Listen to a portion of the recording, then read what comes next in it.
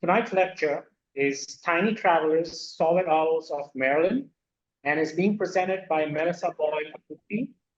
Melissa is a naturalist with a passion for owls and is sometimes referred to as the Owl Lady when people can't remember her name.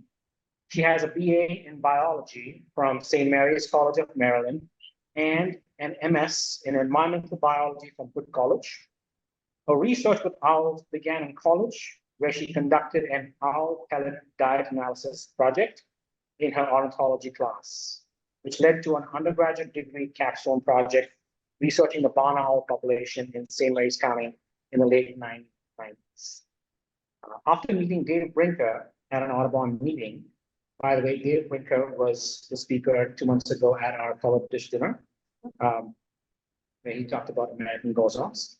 But after meeting Dave Brinker at an Audubon meeting, Melissa began her work with saw-whet owls and completed her master's thesis conducting a trend analysis on the population in Maryland. Since that time, Melissa has banded saw-whet owls almost every fall as a visiting scientist and volunteer with the Citizen Science Program. She currently oversees the Project Owlnet saw-whet owl station at the Smithsonian Environmental Research Center in Edgewater, Maryland. When not studying owls, Melissa works for the Maryland Department of Natural Resources as the Chief of Interpretation for the Maryland Park Service. And with that, Melissa, you have the stage. Okay. You need to share your screen so our online audience can see what you're talking about. Here.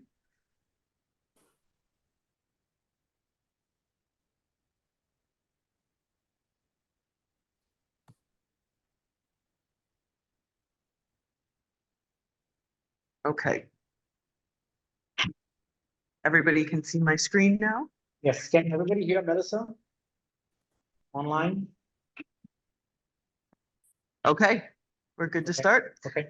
Okay, so this picture, I can tell you the owls look the same, but that was about 20 years ago. That was one of my first saw-whet owls that I released when I was doing my graduate work.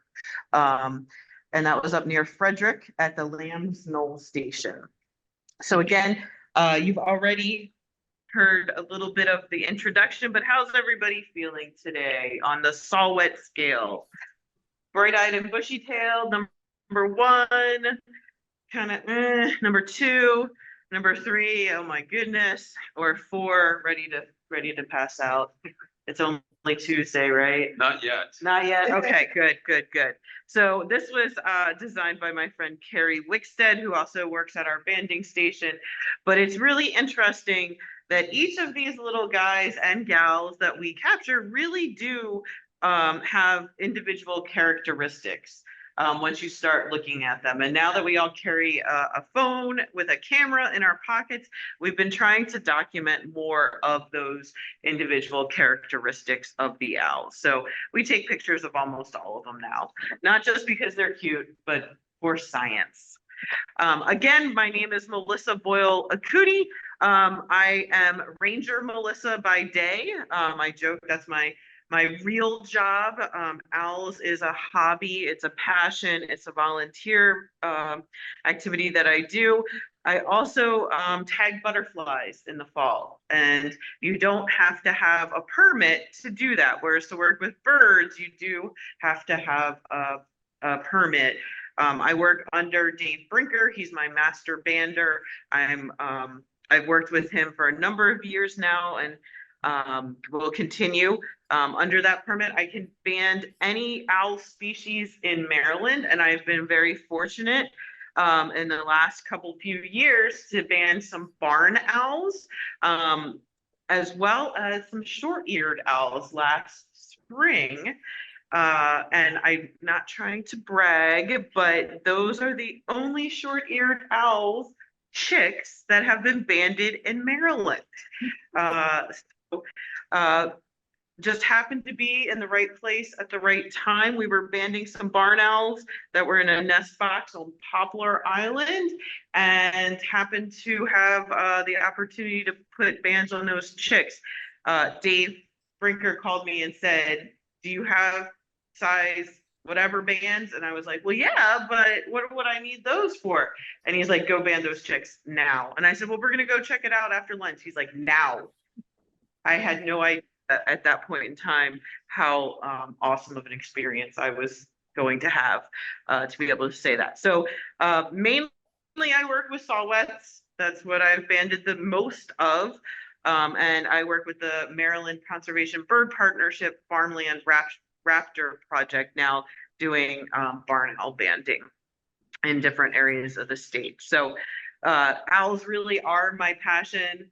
I'm much more of a night owl person than I am an early morning person. So I have never worked at a passerine station. I've only done raptors. So I do have to say thanks to my mentors. It was sort of a meeting like this, although we weren't gathered around a computer and Zoom, but where I met Dave Brinker. He was doing a talk about saw-whets, and I was a grad student looking for a project. And sure enough, he was like, yeah, I have a project for you. I have all this data at that time written in notebooks that needed to be put into Excel, into some computer spreadsheets. So sure enough, I did a lot of data entry. That's what grad students used to do, probably still do, a lot of data entry and a trend analysis. Steve Huey on the right side of the picture there, that was the banding station I worked at during during my grad school time. It was the owl shed, as we called it. It was one of those like Amish sheds, and they worked out of it to do banding, and it had a set of bunk beds in it as well, because they ran full night stations. So that meant from sunset to sunrise, you were checking nets on the hour every hour. I'll tell you a little bit more about what we do now, but I can't quite pull that off anymore. So first, let's kind of take a little step back and meet Maryland's owls. So this is a birding group. Most of you can probably name all of these owls already, but 4 of them are resident species, and then 4 of them are migrants that just visit Maryland for part of the year. So does anybody want to name Maryland's owls? The resident ones? Sure, we'll start with residents. Bard, yep. Screech. So Bard and Barn. Bard and Barn, yep. Screech and Great Horn, yep. Two, and Who's Awake? Me Too. The Barn just kind of makes a scream, and then the trill or the whinny of the screech owl. So you've probably heard those around. And for being active participants, you may choose a sticker from the sticker collection. You can tell I work with children a lot, right? Or young people. But stickers, everybody loves stickers. There's a message from Matt Felperin who says, all but Snowy have nested in Maryland. Yes. Oh, good question. I may have to update my presentation because of Matt. Snowy, you are correct. I am not aware of any nests, and I highly doubt we will ever have a snowy nesting in Maryland. But we have had a short ear nest in Maryland, because I know that one. So the others, I would say quite possibly, you got to go way out western Maryland for the saw-whet, and I think it's been a few years since that one, but good points, Matt. Keeping me on my toes. So the other 4 that are typically more of the ones you find wintering here or just passing through Maryland would be the snowy, which we've had some eruptions of. I think it was about 10 years ago, we had the big, we called it the storm, when Project Snowstorm took place, and did a lot of research, a lot of crowdsourcing to put trackers, those birds. And then we have the short-eared, the long-eared, and then of course the saw-whet. So we're going to spend most of our time tonight, probably the rest of our time tonight, talking about saw-whets. So this is a little bit, we're going to go back in time, do a little bit of history but I'm not a historian, so we're not going to focus a whole lot on this, but I think it is interesting that a lot of folks ask me about the name. Where does the name come from? Well, a screech owl doesn't really screech, so I don't know why it has that name. Barn owls, maybe they used to live in barns, but now in Maryland, they're living in the marsh more than anywhere else. So some of these names, I'm not quite sure where they came from. And I think the saw-whet is one that for a long, long time, its call, which is a kind of toot, toot, toot, and I did forget to bring my caller. But the sound, it sounds like a trash truck backing up. I'll be honest. It doesn't sound to me like the sharpening of a saw at all. Not that I sharpen saws very often either, but when I was going through reading a little bit more, this made more sense to where their name came from.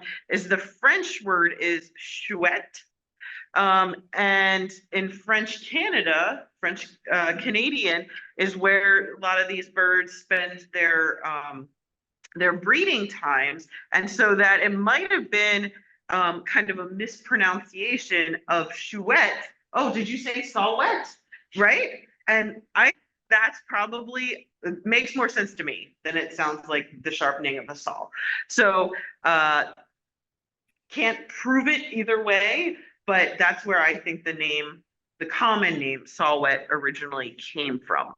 The Latin name, if you're into the Latin name of the bird, Acadius, refers to the territory that's now part of Nova Scotia. So that makes a little bit more sense, the Latin name, when European explorers discovered the owl. And this is Maryland's smallest owl species. I know earlier we were talking a little bit about worldwide the smallest owl. Is it the elf owl? Somebody was telling us earlier. Yes. Saw them in Arizona. Oh, okay. So, but Maryland, as far as I know, unless it's in a zoo, no elf owl, right? So Maryland's smallest owl species, which does make it fun for us to work with and a little bit easier to work with. Again, I'm not going to go big into the history tonight, but if you go back, it's, not that many years before 1900s, they didn't think this was a migratory species. It was just this irregular wander following its food, that this wasn't a cyclical pattern at all. It was just they were following food.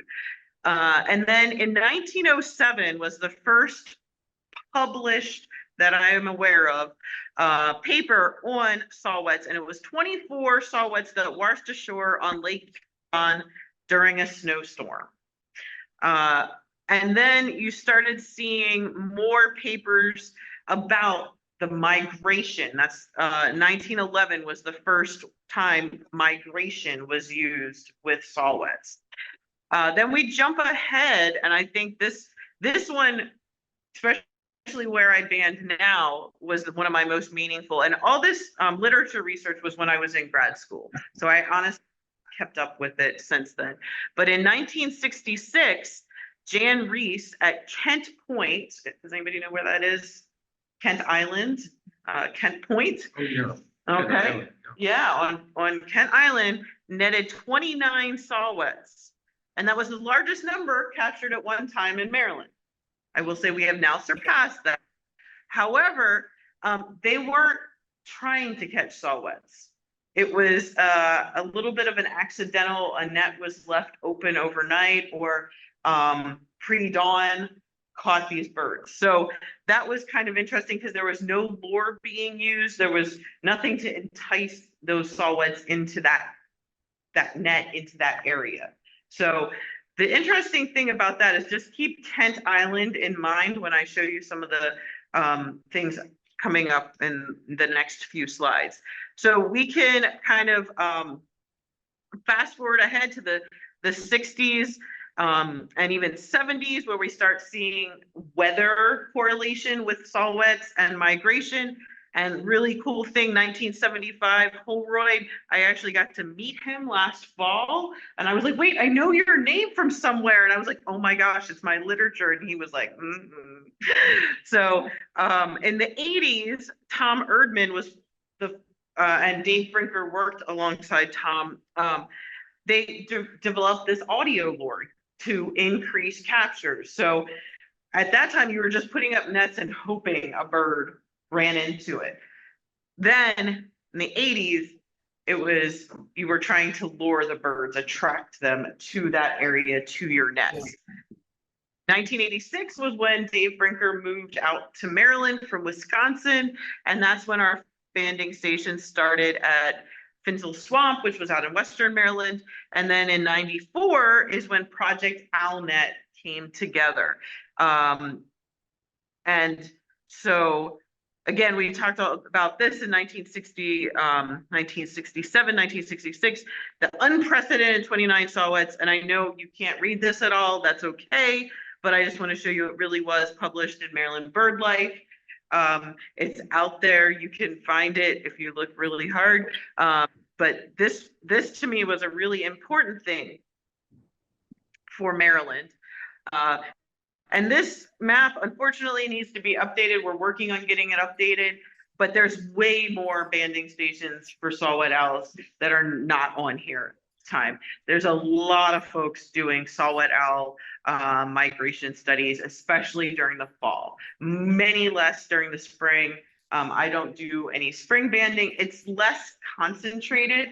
The birds kind of leave at different times to head back north to their breeding grounds. So their breeding grounds on this map are the dark green, mostly in Canada. And one of the reasons we do so much work with the saw-whets during their fall migration time is that during their breeding time, they are just in such remote areas that you can't, breeding bird surveys don't get you the results. You can't get into those forests where they are. They nest in cavities. So that's why it was so important for us when Project Owlnet started to do these studies in the same way in the fall. So Project Owlnet, again, is three main goals: the expansion of a network of migrant owl banding stations, increasing the use of standardized comparable netting protocols. So that's something that if we want to compare data from station to station, we want to make sure everybody's doing the same thing or very similar procedures. And then I think leaps and bounds, we've improved communication. There's a listserv, there's ways to get in touch with one another, we've met at conferences, there's a working group now for Project Owlnet. So really, it's been great to be part of a group that's focusing on this one specific species. So in Maryland, there are a number of different banding stations. I will start from west and work east. Kevin Dodge at Garrett College has run a station out in the mountains in Garrett County. For many years, that was where the first station was established. It made sense that, oh, these birds are going to be in the mountains, in the forest. That's where they, are going to be found. But sure enough, there were folks banding, I think it was Cape May, New Jersey, that caught some saw-whet owls. So then our next station popped up all the way on the east side of the state, right on the coast at Assateague. So here we had the two longest running stations, far west, far east. I believe the next one, and I'm pretty sure the next one was at Lamb's Knoll, which is along the ridge there and right along an old section of the Appalachian Trail. So those stations all birds, catch good numbers of birds. And then more recently, we've had some on the Eastern Shore. Tuckahoe has run a station for a couple of years with volunteers. Foreman's Branch, which is part of Washington College's field station, runs a station and has for a while. Turkey Point no longer runs. The gentleman who ran that one retired, moved to Florida, and no one took that station over. When I started working at Point Lookout State Park as a park ranger in 2010, right after I'd finished my master's project, I said to Dave Brinker, I'd like to run a station at Point Lookout. And he did say, "Are you crazy?" And I was like, "Well, I live there, I work there. There's not much to do in Southern Maryland." He goes, "It should be a good spot. It's a peninsula. You get rare birds. They're going to funnel down there. You want to give it a try?" Okay. So I ran for 5 years down at Point Lookout State Park, and then got married. And one thing happened after another. I moved up to the Annapolis area, and unfortunately, nobody was able to take over the station at Point Lookout. However, a station opened in Calvert County at Flag Ponds. So there still is a station running in Southern Maryland along the Chesapeake Bay. But in moving up to the Annapolis area, I went over to Tuckahoe, volunteered over there, met the citizen science at the time coordinator for CERC, and we kind of put our heads together, planted a seed, and then the next year I said, well, what do I need to do to set up a station at the Smithsonian Environmental Research Center? And so she's like, well, I think you just have to fill out, some paperwork and put in a proposal. And so sure enough, we decided that we would try to put together a station at CERC, and we have been there for the last 7 years. But each station is very unique. The funniest part is Dave Brinker and his wife having Thanksgiving dinner down at Assateague in this old house that you can only get to with 4-wheel drive across the sand beach, where they banned. His kids grew up going down there. Thanksgiving dinner was always at Assateague because he could never get any banders, any of his folks to help out. They all wanted to go home and go have Thanksgiving with their families. So his family grew up doing that. This is the owl shed on the left there, up on Lamb's Knoll, and all of those little tiny bags hanging on the clothesline there have a saw-whet owl in it. So some really big nights in the owl shed there. So this was my master's project, and again, I graduated in about 2009. I didn't crunch any more numbers for Dave Brinker, so I'm sorry, I need another grad student if you want to see what has happened since then. But what do you notice there? Peaks and troughs. Yeah, some definite peaks and troughs, and then a year where there maybe should have been a peak, there's a kind of flat area. So these are the trends that we see with saw-whet owl numbers in Maryland during their migrations. Why do we get these trends? It's a question. Weather, okay, could be due to weather, right? Prey, yeah. So this is how someone else explained it to me, and I think it's the best way to do this, is that the owls are made of trees. And you might be thinking, this woman knows nothing about owls if she's telling me owls are made of trees. But they really are. Because we'll kind of work backwards. What do owls eat? Rodents, right? Mice. Here we'll say they eat red-backed voles. But what do voles eat? Trees or seeds, right? So the white spruce cones, which are found up in the coniferous forest in Canada, tend to have an approximately every 4-year cycle, they have a big cone crop. And so when there's a big cone crop, there's a whole bunch of seeds, which are food for the rodents.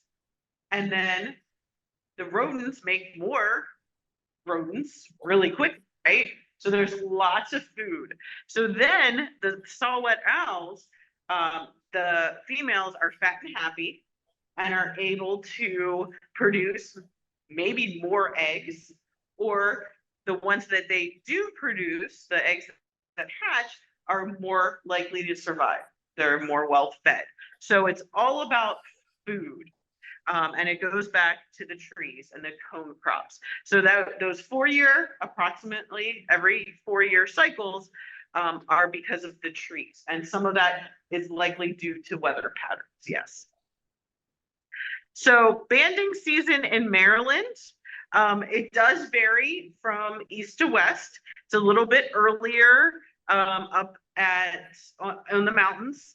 Okay, the weather turns a little bit earlier. We get owls capturing we get owl captures a little bit earlier, and it runs a little bit later in Assateague.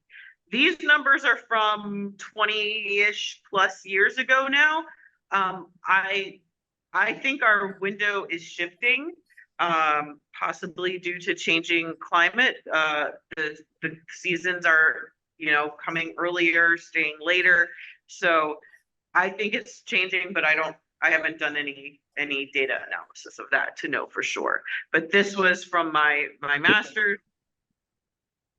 And why did we decide to have a station at Cirque? Well, the main reason was, to be honest, it was too far away for me to do it anywhere else. But that's not the scientific reason. That's the personal reason.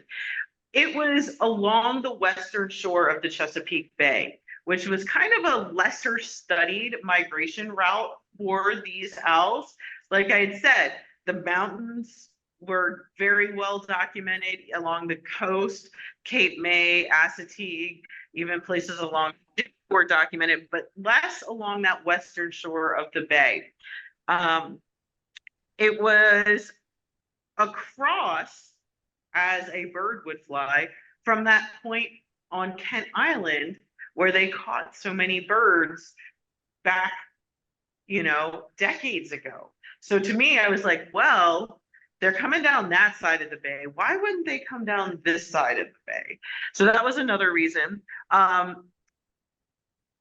And good habitat. Cirque is, I want to say, almost 3,000 acres now of undeveloped habitat right south of Annapolis on the western shore. So that's a really large area of good habitat. So if you were looking for a place to stop for the night, to feed, to rest, I would stop there if I were a bird.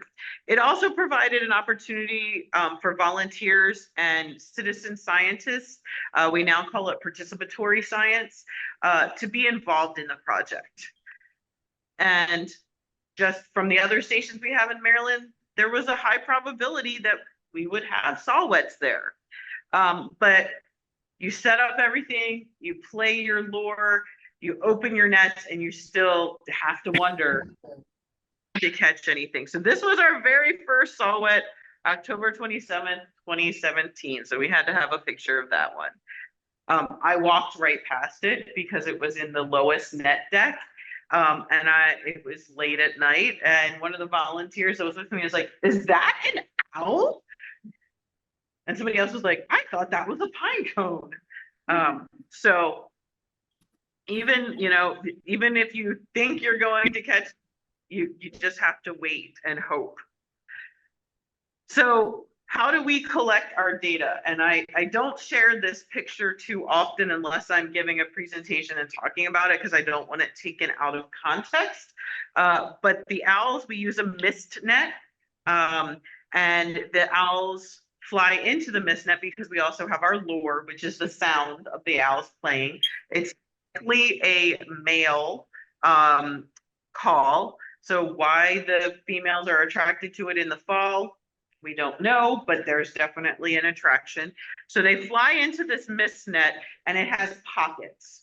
So it's sort of like a hammock in some ways. So they get tangled, but mainly they're kind of hanging in the pocket of the mist net. So they're not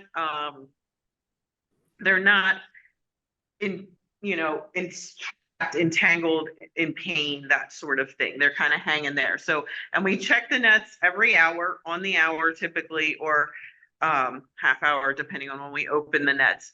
And if there's any owls, we collect those. But we also record during every check weather data, So the temperature, the wind direction, and the cloud cover are the main things we're looking at.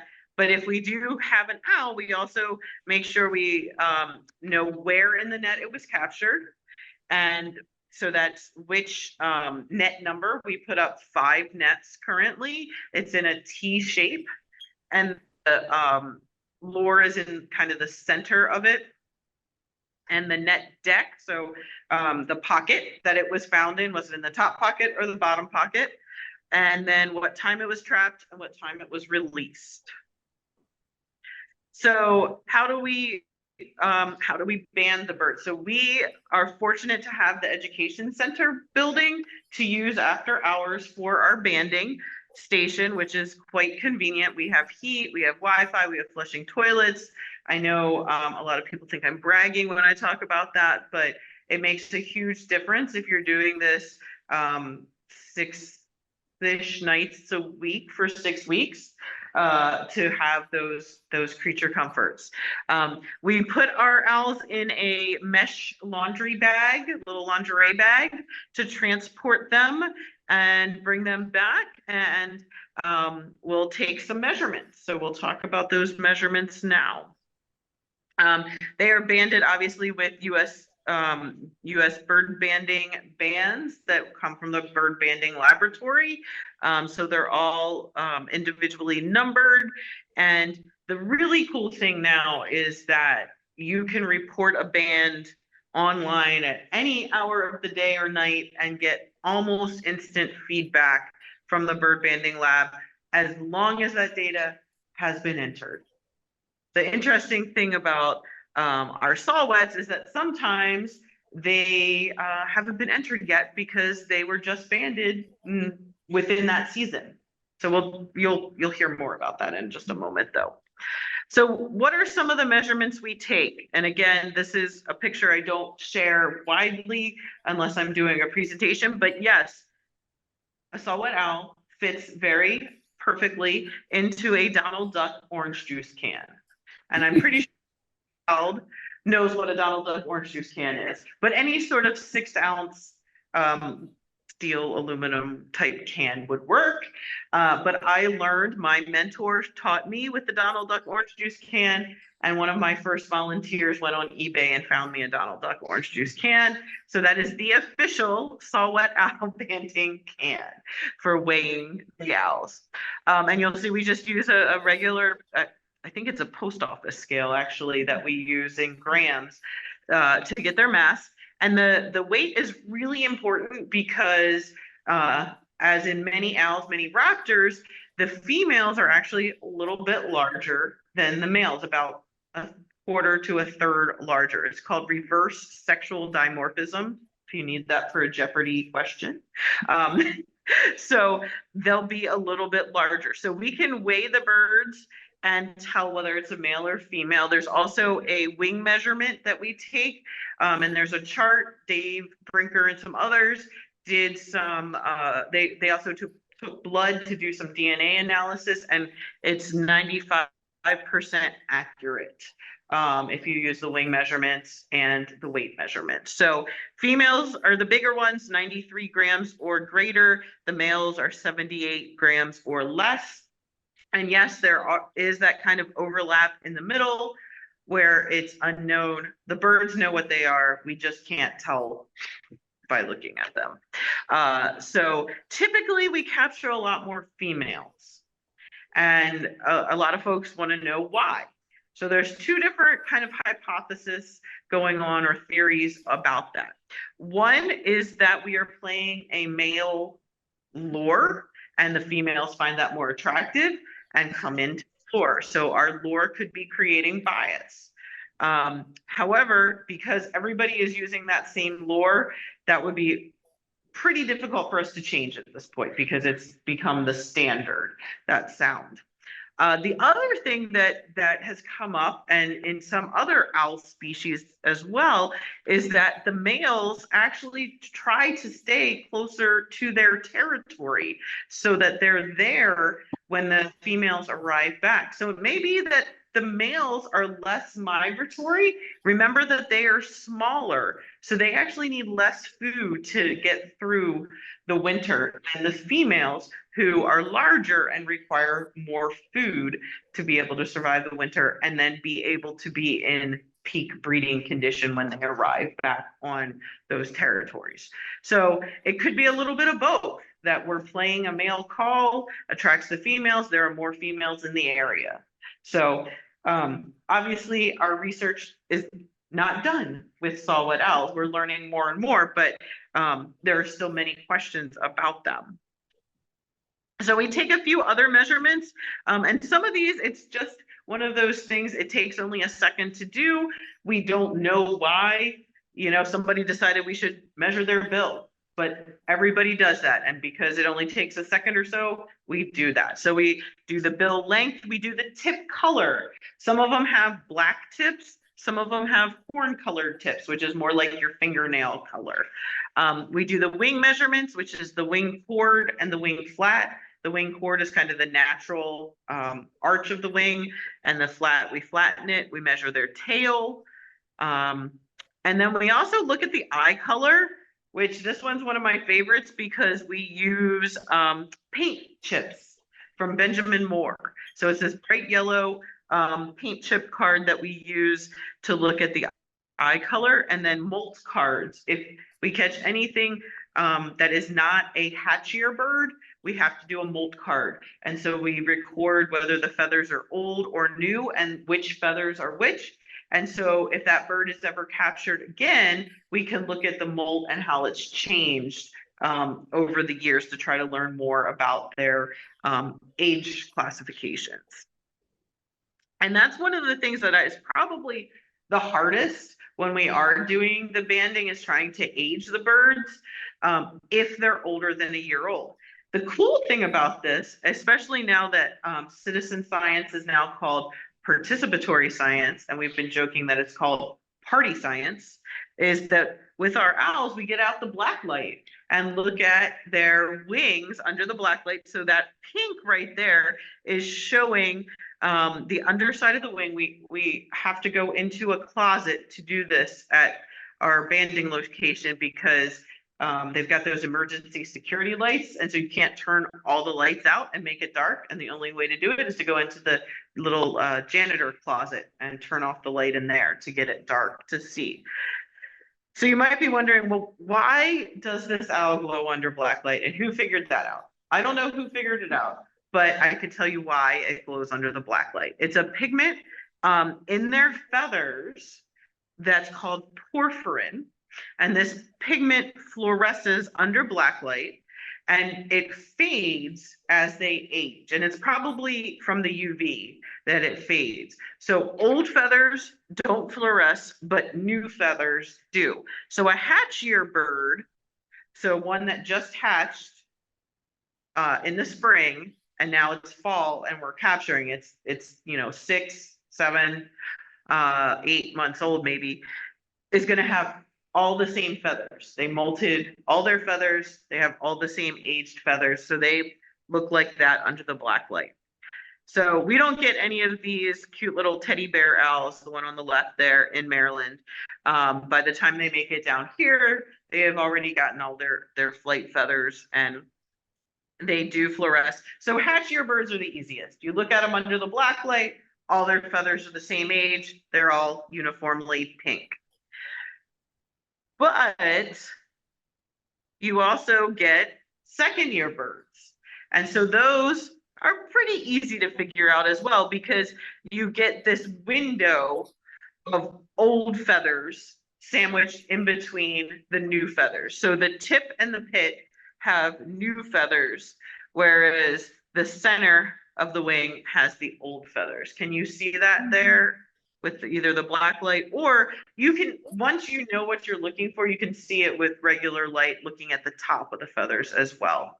And the black light doesn't show as well, really doesn't show at all on the top of the feathers. You have to look at the underside of the wing. And again, that's probably somewhat from the UV fading, and just the white of the feathers shows the porphyrin a lot better. So hatch years we can figure out, second years we can figure out, then it gets a little bit more complicated. So here, is it a hatch year? Nope. Is it a second year? Nope. And so I would say the safest thing you can say here is it's an after hatch year or an after second year, because you can see at least 2 generations of feathers there, old and new. And here you can actually see 3 generations of feathers, but it's going to be harder to see. There's some very old feathers that have some damage to the wingtip, some wear. So again, unless it's a bird that was banded and we're able to look back to exactly when it's banded, after second year is usually as far as I can go, unless I have a band, and then I can say it's a TY, a third year. So how long do saw-whets live? That's a really good question, and that's what some of our banding is helping us learn. But they're small birds, so they don't live as long as some of the bigger birds that live longer. So I would say 5 to 7 years is probably pretty average for a saw-whet owl. I always need to look up from the bird banding laboratory what the longevity records are before I do a talk, and I always forget, so I need to do that. Somebody send me a message to remind me of that. So let's talk a little bit more about CIRC. So at CIRC, we are now up to 140 captures and 178 nights open. So not too shabby in those years. So we have 7 years in the books now. Yes. And so you can see, I didn't graph it. I should probably graph this to make it easier to read. But so we started the very first year, 2017, with 8 birds. That was not a record by any means, but we were pretty excited just to put us on the map. But the next year, you'll see we had 54 birds. Whoa, what a year, right? Then the next year, 6. That was her lowest yet, right? Then 29, then 8, then 26, then 9. So I've got my fingers crossed that 2024 is going to be a quote unquote big year for us if we are following these patterns. So let me tell you a little bit about some of the cool stuff we have captured. Oh, well, first I get asked a lot, what day is the best day if I come out to help you for owls? When am I going to capture the most owls? I can't tell you that. It's very weather dependent, and we're dealing with live animals. So anybody who's worked with live animals knows you can't predict things. It's not guaranteed success. But I had an intern last year, and I asked her to put together the capture dates, and you can see she converted everything to the Julian date so that it was the day of the year. And I think it was what, day 305 is a good day if you want to come out that day. But anyway, I always got that question, so I was like, hey, why don't you see, you know. And again, this is part of I need to update this to participatory science or citizen science. And so we've had all sorts of volunteers, guests, and visitors come out. Everything from a homeschool families. We have a retired oceanographer that has helped us every year. Lots of bird nerds, self-identified bird nerds. The West Road Riverkeeper, who's featured there, he told me, I've been on this river every day. I've never seen one of these owls. What makes you think we're going to catch one? And sure enough, I had to get a picture because we did. And then I had this youngster who her mom said, you know, this is what she wanted to do for her birthday. And she came out with us. This was pre-COVID when we used to have quite large groups come out with us. We've now kept our groups a little bit smaller. Again, we're having to go into the closet to do some of the data entry. So we keep it a lot smaller now. But it is a really cool community program for us. So again, 2017, that was our first year at CIRC. Weren't sure what to expect.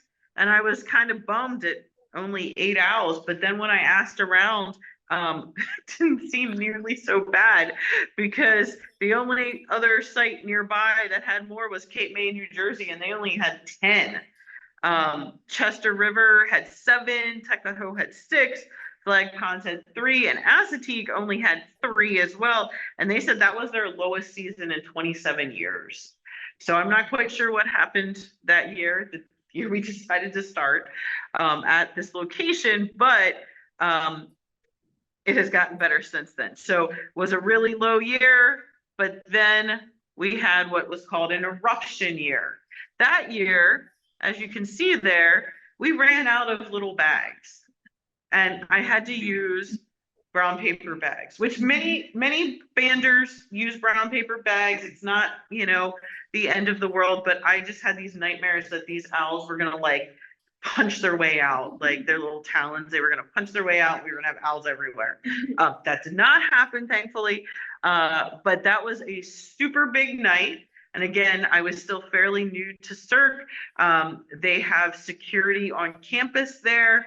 And so at 11:30-ish at night, I'm calling security, telling them, we're going to be a little late tonight.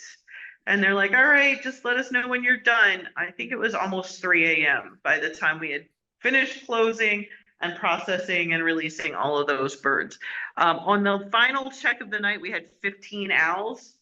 I remember counting 12 and bagging them, and when we got back, there were 15.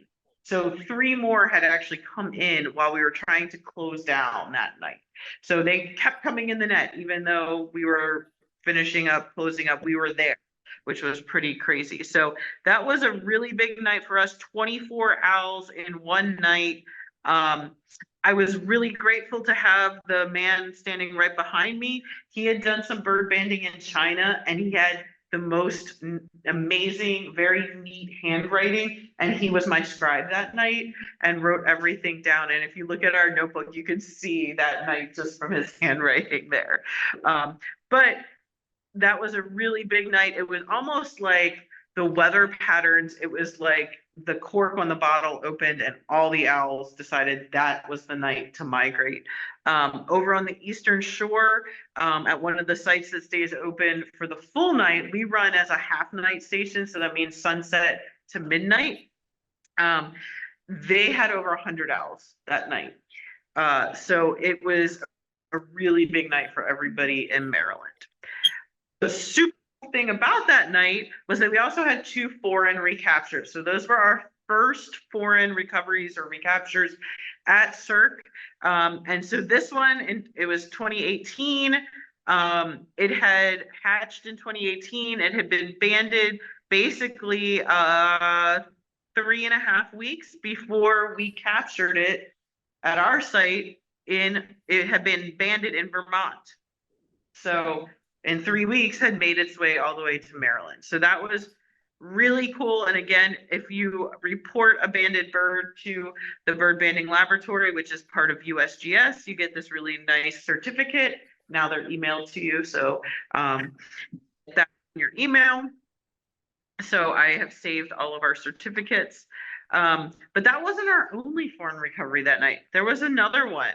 And this one was, I think, even cooler in that it was 2018, but this bird had been hatched in 2016. So 16 to 17, 18. So it was a 2-year bird for us, I have to think. And it was originally banded in New Jersey. Now, it didn't come straight from New Jersey to Maryland, so we can't really track that, but it was really interesting that it did come kind of down that coastal route in its migration, both of those years. Now, what it did in between, we don't quite know. But that was cool. And then 2019, kind of a low year, but you'll notice the guy in the center, or the girl in the center, I don't know for sure, but that owl in the center, not quite like the others, is it? That was our first screech owl. And it's not uncommon to get a screech owl in your net when you're banding for saw-whets, but I had it happen to me before. So that year we got a red phase or red color screech owl in our nets in 2019. So that was pretty cool. And again, you can see we took facial pictures of all the birds we captured that year, and you can just see they're all very unique, all very different. 20 and 21 brought some new challenges. 2020, the year of COVID, we weren't sure whether we were going to be allowed on campus. But thankfully, CERC recognized that this was a long research that goes on year after year, and we were allowed to be on campus. However, we had to have a very small group for health and safety reasons. So it was all folks that lived really close to CERC, and we were in kind of that COVID bubble. We were all working from home, or we had some folks that were retired. So we weren't doing anything else with anybody else during that period of time. That was also the year where we caught a bat. We don't ban bats. Typically, they chew holes in the nets and release themselves. But this one was tangled pretty good, so we had to get it untangled and out of the net. And then we also had a deer go through the nets. The nets don't catch the deer. The deer are way bigger, way stronger. So the deer won, and we were down a net. So that was about $100 down the drain that night.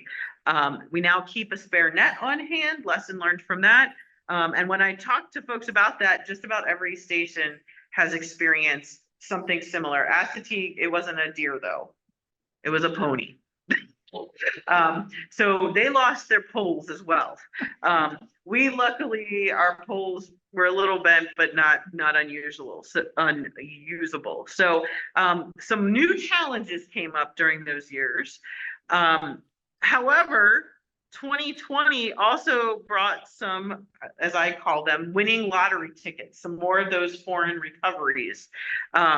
This one, though, wasn't really very foreign. It was banded by Kevin Dodge, the group in Garrett County in 2018, and then we caught it in 2020.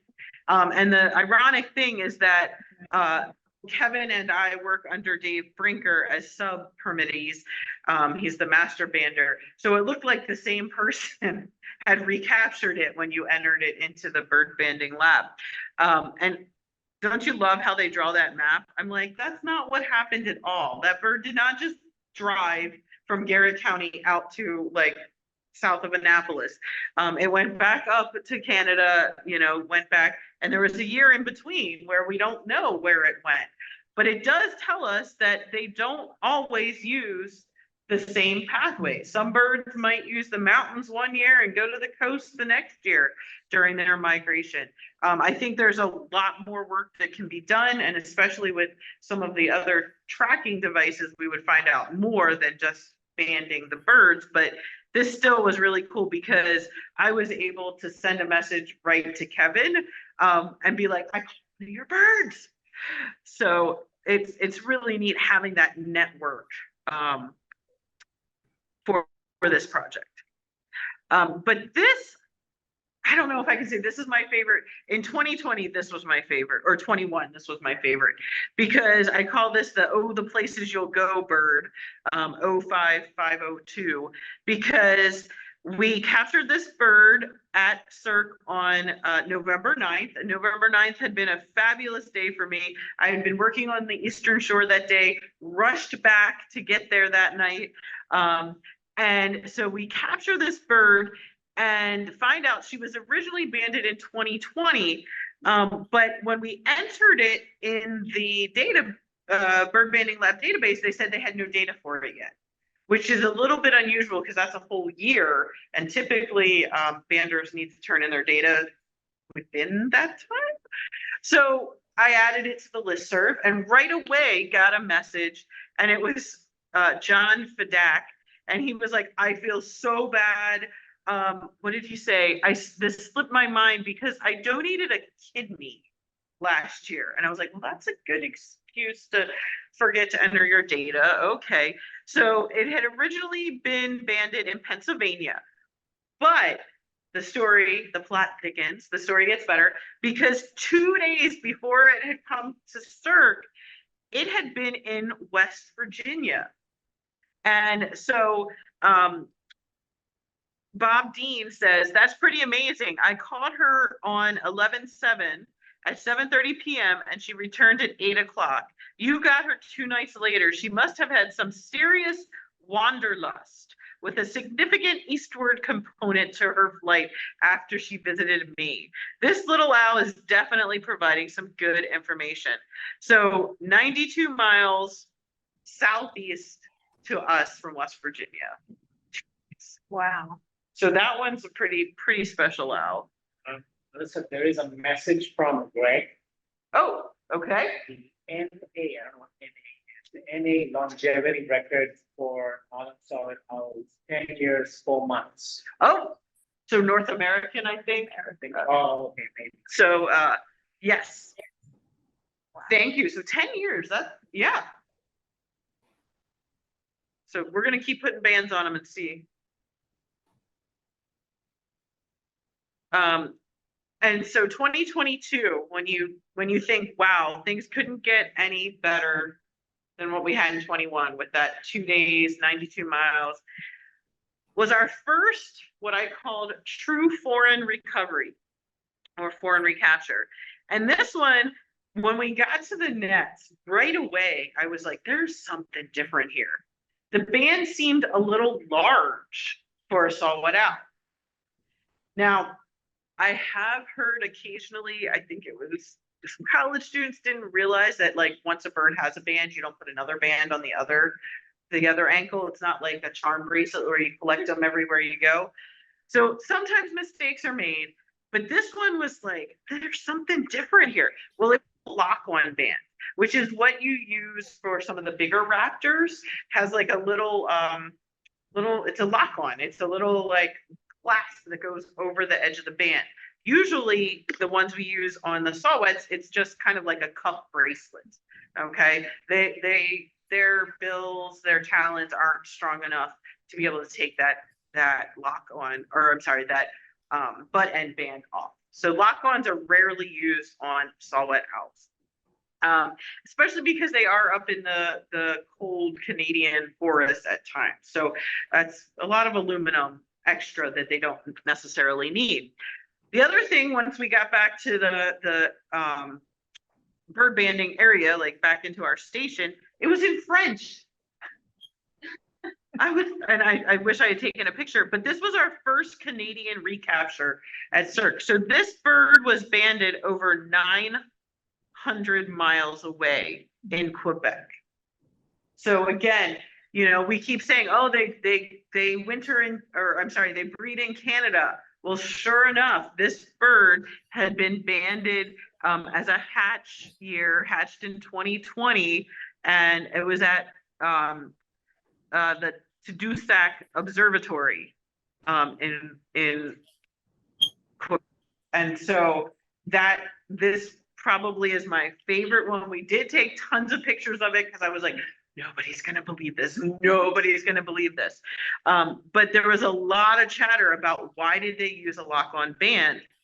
You know, we don't use lock-on bands. And I'm going to say, we're going to blame it on COVID, but for real this time, is there were a lot of supply chain issues, and the bird banding laboratory was having trouble restocking, at least our US banding laboratory was having trouble getting bands. So my guess is that this station had some correct size and used it instead of using the butt end bands that we typically use on saw-whets, because they didn't want to not band, and they ended up using that band. And obviously that bird was alive and well. So 2022, I also had, and this is one of those full circle, I had a graduate student contact us and ask if she could come down and look at birds. And so she was looking at something called encrypted sexual dimorphism. And so even though to our eyes, males and females basically look the same color-wise, that perhaps they see something that we don't see, with maybe it's the UV light. So what she was doing, this was where she got the inspiration for her project. This was at a rehab center. These were both unfortunately passed away. But it was a male and a female, and she did some reverse imagery to simulate what the UV light might look like to their eyes, to see if the facial disc pattern looked different between the male and the females. So she needed sexed birds to be able to continue doing this with for pictures. So she came down to CERC for a week. The really cool thing is that CERC does have some scientist housing on site. So she was able to stay with us and help out. And although we didn't catch a ton of birds, she got some more data, and then I sent her more pictures after she had left. So she still hasn't finished her thesis. I checked in with her last fall, but was getting close. So I'm excited to hear back from her. And interestingly, the Owl Research Institute also talks about these facial discs and whether or not, there's something going on with this, that the owls can tell the difference. Maybe we can't, but the owls are using that cue. So in 2023, I had the opportunity to go to the World Owl Conference, which was hosted in Wisconsin. And it was the first week that we should have been for owl banding. It was in October. We usually start around October 20th. So we had to kind of do late opening because I was in Wisconsin learning all about owls at the World Owl Conference. So this was only the 7th one ever. There were 120 people in attendance from 16 different countries, 56 oral presentations, 3 keynotes, 9 posters. And one of the really neat things that they observed was that there were a lot more student participants, and also the number of women in attendance. So I felt very fortunate to be able to attend that. The Smithsonian Environmental Research Center did pay for my registration for the conference. Even though we didn't present any research, I think we made some really amazing connections with other ornithologists and scientists. So I know for me, I got to meet Scott Wiedenthal, which he was someone who started the Project Owlnet program with Dave Brinker. I also got to meet the author of the book, What an Owl Knows. I highly recommend you read that book if you haven't already. And then anybody who was mentioned in that book, I asked them to autograph the book for me as well. And I think one of the people that I drew the most inspiration from the conference was Marjan here, who she studies European eagle owls. And her story is really amazing. She was actually a musician by trade, and in 2020 lost most of her work because COVID. And so she found the webcam that the International Owl Center had, and she started learning about the vocalizations of the great horned owls on their camera, and became really interested in the Eurasian eagle owl in her home country. And so she started working with some of the recorders and started putting them out in this quarry where people had seen and thought maybe some of the Eurasian eagle owls were nesting. And then you can't tell this here, but she gets around in a little scooter, a mobility type scooter, walk long distances. And I think the best part of her presentation was how many flat tires she had on her scooter, and how many times the police were called on her for trespassing, and how many times she had to be rescued by the police when her scooter broke down. it just kind of really brought into perspective that not everybody goes into science with a science background, that she was a musician, she had differing abilities, and I keep in touch with her on Facebook now. We send each other pictures of cute owls. So she sends me baby Eurasian eagle, and I sent her saw-whet owl pictures. So it really was an amazing opportunity to network across literally the world by going to the World Owl Conference. So it's an opportunity I'm very thankful for. I will say our 2023 highlights back on the range, so to speak. It was only 6 owls this year, no foreign recoveries. Sure, they were cute, but I think the one thing is we learned how to entertain ourselves. And I was introduced to the world of Wingspan. So I don't know if any of you play Wingspan. It's kind of a bird game, but highly recommend that. That was a 23 highlight for me. But the Saw-whets didn't. The World Owl Conference and Wingspan are awesome, but unfortunately, the Saw-whets did not do a whole lot for us this year at CERC. Was Matt Felker in there? He says that was a great night. It was a great night. Because the little owl, I think that I'm holding, waited until our game of Wingspan was over to come into the net. It waited till midnight. Our game was over. And yes, I think Matt took this picture, actually. I should give him credit. He just asked who took that photo. Yes, I'm pretty sure it was Matt that took that photo. But you'll see, those are all the owls we captured in 2023. It was only 6 lines of data there. But data is data. And again, I'm sorry, it was 8 owls this year. 6 was our worst year. So it wasn't our worst year. So to kind of start wrapping up things, we're looking forward to 2024. Again, my fingers are crossed that it's going to be a bigger year, perhaps an eruption year. Perhaps all those cones have produced a lot of little voles, and those voles will help our mama owls make more baby owls, and those hatchier birds are what we get on an eruption year to make our numbers go way up.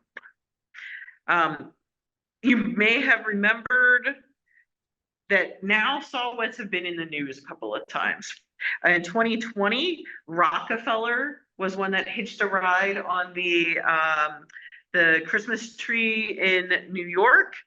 And it was funny because the whole time I kept I said, Rockefeller is a Rocky with an I, because I said, I know that's a female owl. There's no way we catch all these female owls. It's got to be a female. But the cool thing was it did put them in the news. There were several children's books written about Rockefeller. I don't have any of them yet, but if anybody wants to buy me one, they're on Amazon. And then there was this little bobblehead Rockefeller, and I did end up buying one of those because it was so daggone cute. But Rockefeller was in the news, and that also brings us to other owls that are in the news. I did not add Flacco to the presentation yet, but I heard some folks talking about that earlier. Window strikes, building strikes. I did not realize until, I forget which year this was. I think it was the big year, so 2018, that eruption year.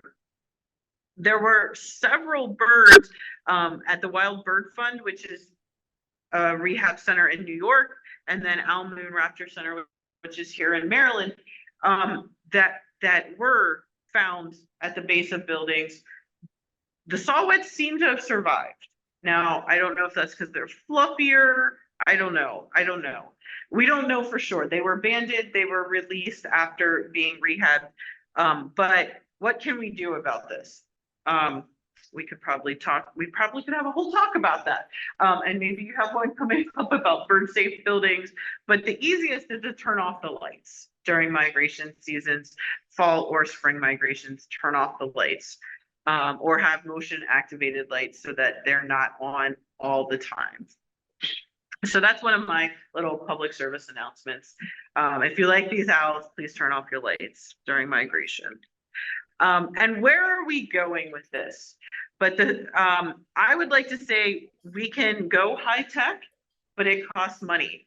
And so MODIS is the future of migration tracking. There's a lot of different species that are being tracked using MODIS, monarch butterflies, red nuts, and even saw-whet owls. So using the nanotag technology and the towers, we can track the saw-whet owls and learn more about their migrations and where they go and where they hang out.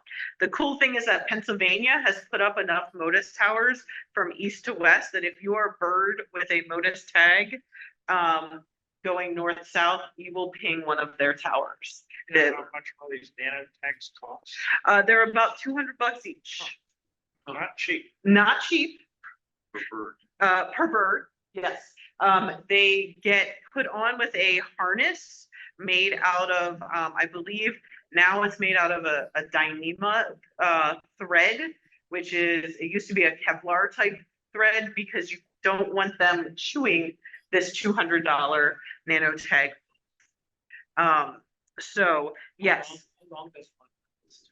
Oh, it depends on exactly how the battery life is programmed. But I believe that many of them will last 18 months. So you can get a couple of migrations out of them.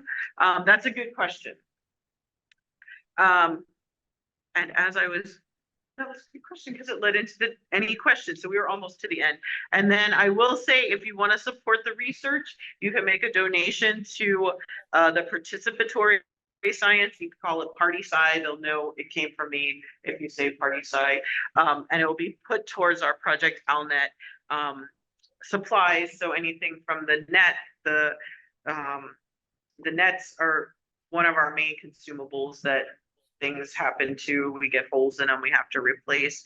But most of the other supplies, thankfully, we reuse and don't have to do a whole lot unless we do MODIS, which is we're hoping to get a tower on site at CERC at some point. There are other folks from the Smithsonian that would like to have towers, and the CERC campus already has a meteorological tower. And so it would be, relatively speaking, easily to perhaps add to that tower. So that's, I think, everything I have here. Hey, Marsha has a question. Okay. Marsha, why don't Hi there, Melissa. So this isn't a question so much as a hint. Okay. A MODIS tower was put in at Patuxent Research Refuge at South Tract a few years ago. And Yes. that was courtesy of a grant from Maryland Ornithological Society. Ah, all right. Thank you. Oh, yep. Right. Anybody else on the online audience side of things had a question? Oh, I've got a question. Can you build houses for so? Ooh, good question. Actually, sorry, can you be louder and say I'm that sorry. question to Oh, our online My audience? question was, can you build houses or shelters for saw-whets? They are cavity nesters. Yeah. So you can build houses for them, but most of them are still going to nest in the conifers. They're not going to nest so much Right. in our forest here. But yeah, there are nest box projects for them further north. So yeah, and that's how some of them are banded as chicks, the folks that monitor the nest boxes. But most of that area where they naturally are breeding in cavities, it's just so remote that, people are tapping on trees to see. They're gonna find shelter in all of this big forest. Right. I will say I was concerned this past year hearing about all those Canadian wildfires and wondering what effect we were going to see on that. Right. Our numbers were low this year, but I wouldn't say, I don't know that we know the effect yet. Yeah. Because it could be that was after they had fledged, or it might be this year where we see that we expected to have this eruption year and maybe there isn't because there's now lack of nest sites because forests have been cleared. It also depends on whether or not they have site fidelity or not. There's a lot of things that say that they don't return to the exact same site every year, that they kind of are a little bit more kind of irregular in their territories, that it may depend more on food availability. Can you see them? Can you go out in the woods and night and see them? I have never, other than hanging in my nets, I have not done that, but there are people that get them pretty regularly on Christmas bird counts in places like, in a, evergreen, in kind of a suburbia area. So I haven't been that fortunate, but people look for whitewash, people look for pellets to try to find owls. Yeah. Well, there's sort of a question from Chris online Yes. asking if the trees burn, there wouldn't be as much food, right? Correct. Yep. And especially kind of long term. Yeah. Yeah. Another concern is changing climate, that, those boreal forests, those conifers are, as kind of our climate changes, whether or not that's going to cause those forests to shrink in size. Oh, I know that's a hoax. Oh, that's okay. All right. Then don't have to worry about that. Are they very vocal at night? So in the fall, they sometimes make some noise, but not typical owl hoots or sounds like that. They make that toot, but I don't typically hear that during migration. We're playing the territory, the male call. They clack their beaks a little bit. Sometimes you get sort of a cat-like mew. I heard that when I was out in Frederick. I haven't heard it so much near our nets. We've tried putting cameras to watch them fly into the nets, and I think they're just too quick. The cameras don't pick them up. The only thing our cameras have picked up are us checking the nets. So Here's a toot. oh, there we go.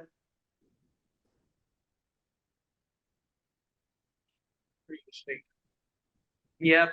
So I can tell a quick funny story if there aren't any other questions. When I worked at Point Lookout State Park, our campground there was open until the end of October.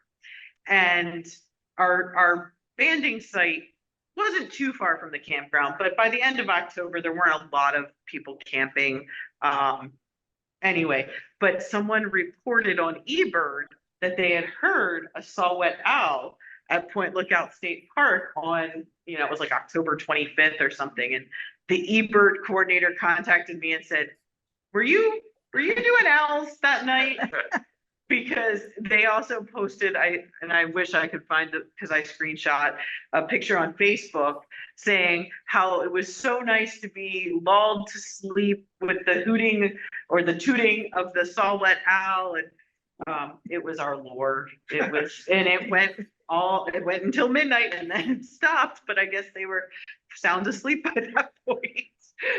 But we did happen to catch one that night. So I was like, eBird report, I guess isn't wrong, but it wasn't, you weren't hearing that owl make any noise. It was our caller, our lure making all the noise.